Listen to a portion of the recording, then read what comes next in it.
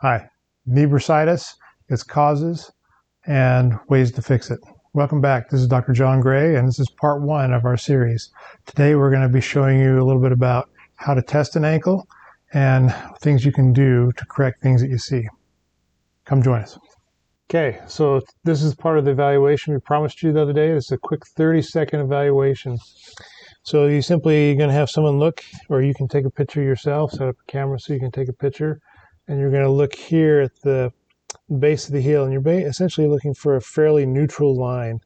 You don't want, just toe your foot out there a little bit. You don't want it too much in that direction. That's accentuated, and come on in, just flatten it out. You don't want something that rolls in too much either, okay? If you're not sure what you're looking at, you should have right here underneath the arch, should be able to fit a finger underneath there and not have too much pressure on it, okay? He's pretty good on this side and this side here. So we'll draw some lines on there. You notice the laser lines he puts in. You want those you want this part lining up with these laser lines, and not too much in or too much out. The next thing you look for is how the toes face in or out. Go ahead and turn around, Patrick. So if you're looking for toeing in and out, he's a little toed out here, not too bad, but you just want to march in place for about 10 marches and just stop without even thinking about it, and that'll kind of tell you where you naturally lie with your feet. So this is going to be something that's it's playing in a little bit. The arch is a little weaker on this side, but he's also got a little something going on in his upper hip and low back area possibly that's causing that to turn out. And we'll talk about that in our next video. But for now, this is what you want to do. Check that.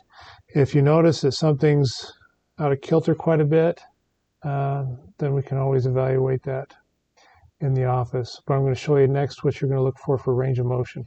Okay, this is the second part of the evaluation of your ankles. And again, remember, this is in relation to people feeling like they have bursitis in the knee or have been told they have bursitis in the knee, and what are some potential causes of that.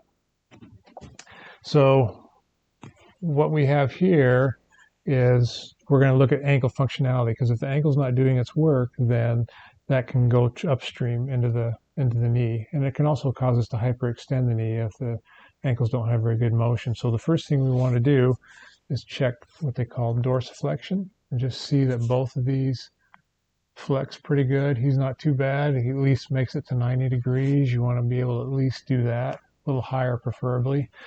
And then the next thing you want to do is not just what they can do individually, but what they do together. You can see that it's probably hard for you to see in that film there, but he's got a little more on his left side here than he does on his right. So that can cause you to walk a little unevenly, get a little improper movement pattern. The next thing we want to do is side to side. So you're just going to grab the heel and see if you can move it so his toes point away from his center line, and then toes point towards the center line. And you should have some fairly free movement there. If not, that's something that we treat all the time as chiropractors to help reinstall that movement. He's a little stickier here on the right. That doesn't move as well. I don't know if you can see that here on the camera, but we took a picture downwards. This one here is not moving as well. So it's not only if they have good movement, but also if you're equal movement, okay? And those are the two things we look for there. Things you can do on your own at home is we're going to show you next. Okay, so this is something, now that we've found something going on in the ankles, that they don't move quite the way we like them to, this is something you can do without any special equipment. And we're simply going to start drawing the alphabet with the foot. So we're going to take one of these, and you're just going to draw a letter, like you're going to draw an A, and then you can come across this way, or you can switch it up and come across this way and then finish your A. B, and you can do capital letters or small letters. It doesn't matter. You should do them all and then work your way through. All right, that's a great tip. And of course, if the ankle if you just find you're not able to get movement in there, again, that's something we help with all the time. Okay, the next thing I'd like to show you is something I really like for getting ankle movement.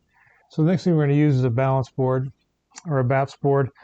And if you want something that's flexible that you can use over time, depending on if your ankle's hurt or depending on the stiffness of it, I really like this style. It's got a little ball on the end that you can screw, and it just basically, as you get it looser, it can change into these different levels. And the higher level you go, the more tipsy it is and the more range of motion you can work with your ankle. But if you're just new to it and you're having some difficulties getting some motion, you want to start on the lowest part so that you don't have a lot of motion to it. And it's just really quite simple as this. It's kind of that old style of 8 motions of balance. If anybody's ever done judo or different sports that way, you got 8 lines of motion. You got forward, backwards, side to side, and then you've got each angle in between those. And that's what we're going to do to start with here. So we're going to simply step up on that. Okay. And we're going to get our arch right around this little blue ball in the center. So go ahead and put your arches right around the center. Now you should be up against a wall if you do this. I'm going to help give them a little support for the sake of the camera. And then you're going to go forward and backward. And you're going to try to do that 15 times. And then we're going to go side to side, go up the center and side to side. Now as you get good at this, you can actually do it with one foot. And the thing you want to look for here is see how he's just kind of shifting his hips. You want to make sure you're doing it from the ankles as much as possible. And he hasn't got a wall to stabilize with, so it's going to be harder for him here at first. Okay, and then in each of those angles, so you guys get the idea. Now, how often should you do this? Do it until you start to get motion in those areas. Sometimes you have to just work on the simple forward and backward and side to side. But once you get better at it, you'll be able to start working into those other angles. And then eventually you can do a circle with it all the way around and then all the way around the other way. Great. And the things you should watch for is just watch for your hips doing the work.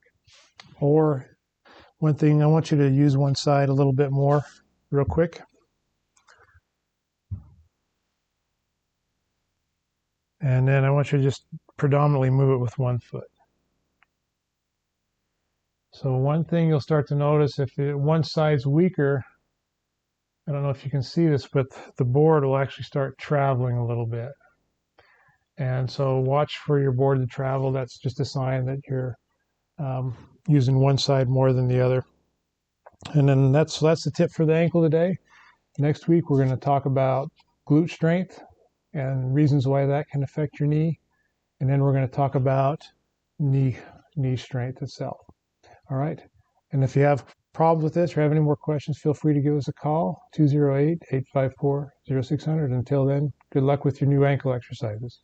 Hey, thanks for watching the video today.